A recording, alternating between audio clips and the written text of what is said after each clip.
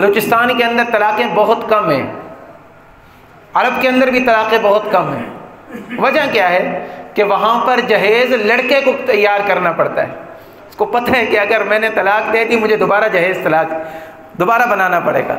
ہمارے معاشرے کے اندر کیوں یہ رواج بن گیا ہے کہ جہیز تو لڑکی والوں نے بنانا ہے، اس لیے بیچارے وہ لڑکی والے جو ہوتے ہیں، ایک دو لڑکیاں ہوں ان کی، تو وہ بیچارے جوانی سے پہلے یعنی بڑھاپے سے پہلے بوڑھے ہو جاتے ہیں کہ ہم نے تو پوری زندگی جہیز ہی بنانا ہے۔ تو یہ اسلامی تعلیمات کے منافی ہے۔ اسلام کیا کہتا ہے کہ جیسے بیٹے کو وراثت کے اندر حق ملتا ہے ویسے ہی بیٹی کو حق دیا جائے گا۔ لِلذَّكَرِ مِثْلُ حَظِّ الْأُنثَيَيْنِ، ہاں یہ الگ بات ہے کہ بیٹے کو ڈبل ملے گا، بیٹی کو سنگل ملے گا، لیکن یہ بھی اسلام نے عورت کے اوپر ظلم نہیں کیا ہے، کیونکہ اگر مرد اور عورت کو برابر دیا جاتا تو پھر مرد کے اوپر ظلم ہوتا۔ مالی ذمہ داریاں ساری مرد کی ہیں، مالی ذمہ داریاں ساری مرد کی ہیں کہ عورت کو اسلام نے گھر کی چار دیواری کے اندر رکھا ہے کہ تم گھر کو سنبھالو، بچوں کو سنبھالو، یہ سب کچھ سنبھالو، باہر سے کما کر تمہارے لیے مرد لے کر آئے گا۔ اگر کوئی مرد ایسا کرتا ہے کہ وہ اپنی بیوی کو بھی کام پر لگاتا ہے تو وہ غلط کرتا ہے۔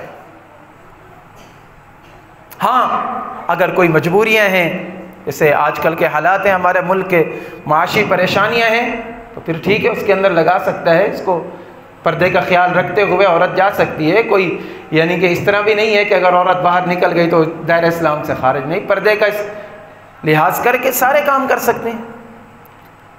تو میں نے شروع کے اندر عرض کیا کہ مغرب نے مسلمانوں کے ذہن کے اندر، خاص طور پر نوجوان طبقہ، نوجوان لڑکے یا لڑکیاں، ان کے ذہن کے اندر یہ ایک تصور بٹھا دیا ہے کہ اسلام نے عورت کو حقوق نہیں دیے۔ میں نے شروع کے اندر عرض کیا کہ جتنے حقوق اسلام نے عورت کو دیے ہیں دنیا کے کسی مذہب نے اتنے حقوق ادا نہیں کیے۔ حضور علیہ الصلوۃ والسلام نے فرمایا کہ عورت اگر تمہاری والدہ کی صورت کے اندر ہے، تمہاری ماں کی صورت کے اندر ہے، تو فرمایا الجنت تحت اقدام الامہات، کہ جنت تمہاری ماؤں کے قدموں کے نیچے رکھ دی گئی ہے۔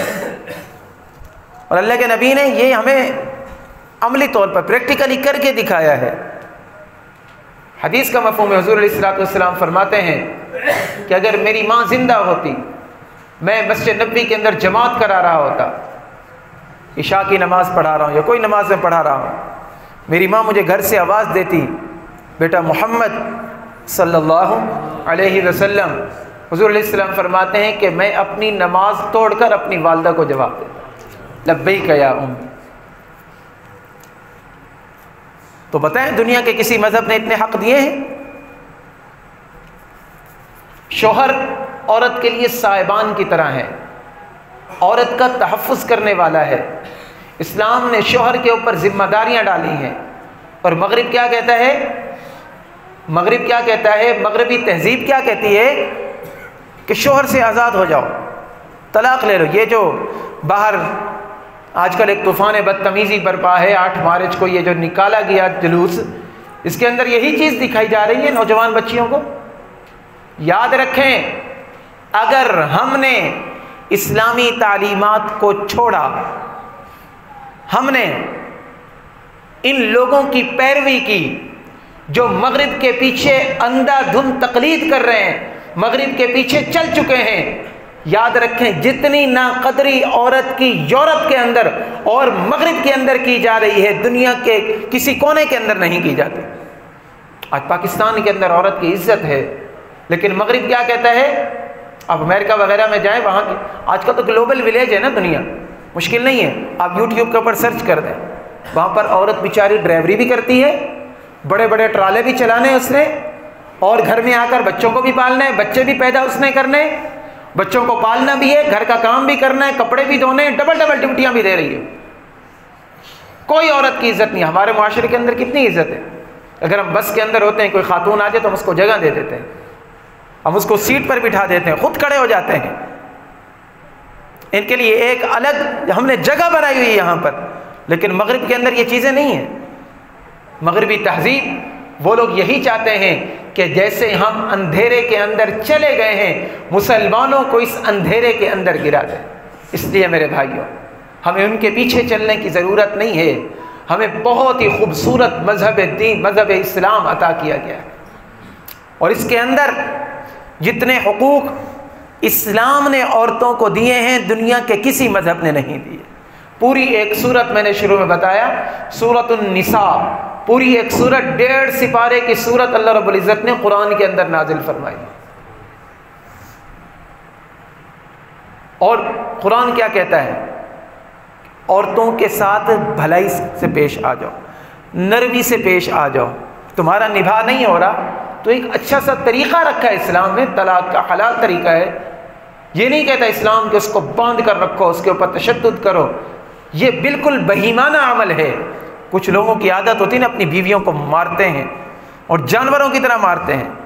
میرے پاس 1-2 دن پہلے ایک عورت آئی، ادھر کی بات بتا رہا ہوں، ایک عورت آئی کہتی ہے میرا شوہر مجھے مارتا ہے تو مجھے کہتا ہے جا کما کر لے آ، میں بیٹھا ہوں میں کام نہیں کروں گا۔ میں نے کہا غیرت ختم ہو گئی ایسے مردوں کے اندر سے۔ تمہیں اللہ نے مرد کس لیے بنایا؟ عورت کی کمائی کھانے کے لیے۔ الرجال قوامون علی النساء بما فضل اللہ بعضهم علی بعض وبما انفقوا من اموالهم۔ مرد کی جب تعریف کی گئی نا تو تعریف کے اندر یہ بتایا گیا کہ مرد کی یہ شان ہے کہ وہ عورتوں کے اوپر مال خرچ کرتا ہے۔ اگر بیوی ہے اس کو بھی دو، بہن ہے اس کو بھی دو، بیٹی ہے اس کو بھی دو، ماں ہے اس کو بھی دو۔ مالی ساری ذمہ داریاں اسلام نے مرد کے اوپر رکھ دی۔ اس لیے مرد کو کہا گیا کہ تم کماؤ، اچھے طریقے سے کماؤ، اور کمائی کے اندر یہ خیال کرنا ہے کہ اس کے اندر حرام کی آمیزش نہ ہو، حلال کما کر لانا ہے اور حلال گھر کے اندر رکھنا ہے۔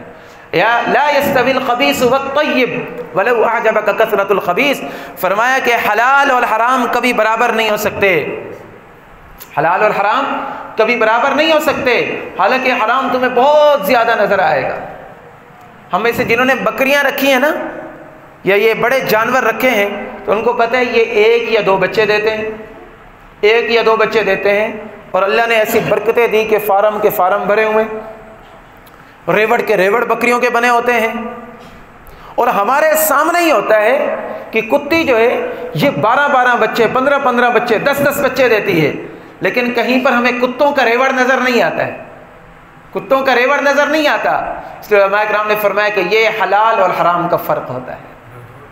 ہمیں حرام میں کثرت نظر آئے گی، ہم جوا لگائیں گے، ہمیں پتہ چلے گا یار بہت زیادہ پیسے آ رہے ہیں، 40 50 60 80 ہزار روپیہ ہم جیت رہے ہیں، لیکن یاد رکھو یہ تمہارا 80,000، تمہارا یہ لاکھ روپیہ مزدور جو 100 روپیہ دن کا کما کر لا رہے ہیں اس کے مقابلے میں کچھ نہیں ہے۔